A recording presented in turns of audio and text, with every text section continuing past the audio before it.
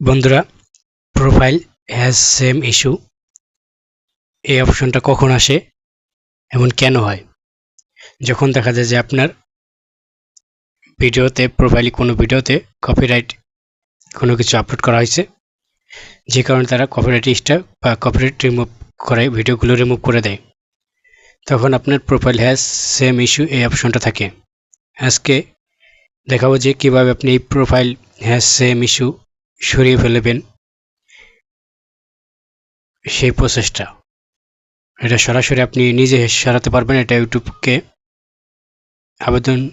YouTube বরাবর একটা message বা মেইল করতে হবে বা আবেদন করতে হবে, তখন 1 কর্মদিবস পরে এটা সরিয়ে দিবে ইউটিউব।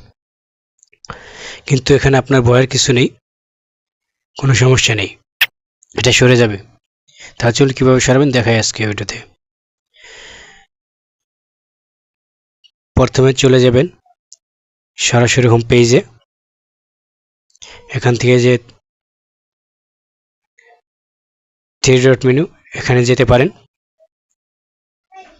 অথবা আপনি সরাসরি ব্যাগে যে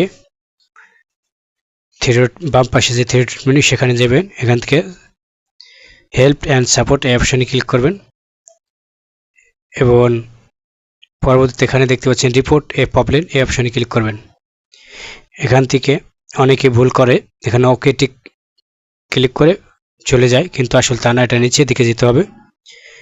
সরাসরি আপনাকে নিচের দিকে চলে যেতে হবে। নিচের দিকে কন্টিনিউ রিপোর্ট এ প্রবলেম দেখতে পাচ্ছেন। Continue to report A problem এই অপশনে ক্লিক করে দেবেন।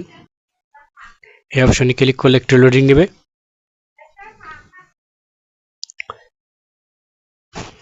পরবর্তীতে এখানে ইন ক্লাউড এবং ডন্ট ক্লাউড দুটো অপশন থাকবে। এখানে আপনি তাদের ইন ক্লাউড অপশন এই অপশনে ক্লিক করবেন।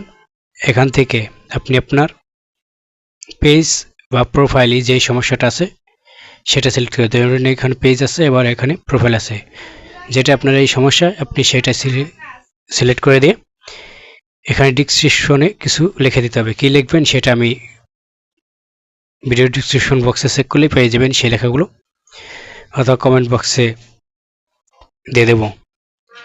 এবং এখানে আপলোড ফোন এখানে গিয়ে আপনি গ্যালারি থেকে আপনি এক স্ক্রিনশটটা পাঠিয়ে দেবেন যে আপনার কী সমস্যা সেটা এখানে আপলোড করে দেবেন। দেখুন এরকম এনে ধরেন এখানে ফেসবুকে লিঙ্ক সহ আবেদনটা লিখে উপরে সেন্ড রিপোর্ট এই অপশনে ক্লিক করে দেবেন। তাহলে আপনার আবেদনটা সম্পূর্ণভাবে কমপ্লিট হয়ে যাবে। 1 কর্মদিবস পরে আপনার এইটা সরে যাবে। এই যে ইস্যু প্রবলেমটা সেটা সরে যাবে, সেম ইস্যু প্রবলেমটা। তো বন্ধুরা, এই ছিল আজকের ভিডিও। যদি এই ভিডিওটা দেখে আপনার উপকার হয়ে থাকে বা ভালো লেগে থাকে, তাহলে লাইক করে দেবেন, কমেন্টে মতামত জানাবেন এবং শেয়ার বাটন ক্লিক করে ফেসবুকে শেয়ার করে দেবেন।